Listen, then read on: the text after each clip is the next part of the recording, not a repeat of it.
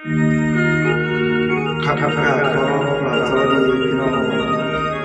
ชาวไทยอีสานและทุกท่านทุกภาคที่ได้รับชมคลิปนี้นะครับมาฟังนำกันนะครับเนาะ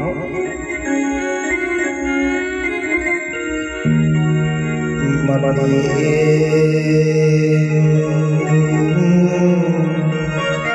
ขอ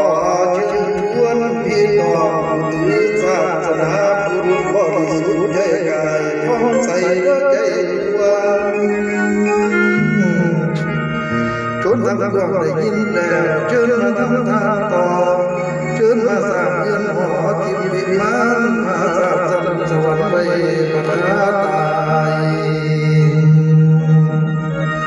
สัตว์ในโลกคุ้มค่ายกายเกิดแก่เจ็บตายบอดสลายเป็นจากการดวงพลังเลี้ยวมอน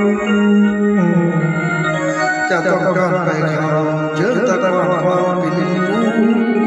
มูนามีแต่บุญก็นั้นมีน้ำบุญน้ำแลเชิญแรงมาที่นี่เอาบุญดื่มเสริมพลังเรื่องพอเด้อฟังเงินพันลูกในศาสนาเอาไว้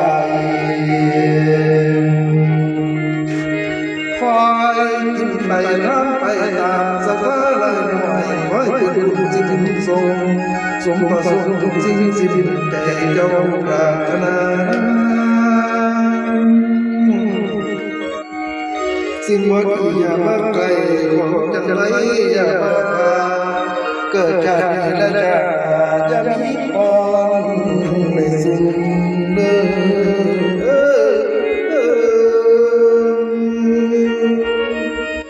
หวานคือจังน้ำเงินใส่เลื่อนคือน้ำแกงกำลังกายให้แข็งแรงตาใสสว่างแก่อย่ามีเศร้าไอ้แก้มใส่นันดอกนา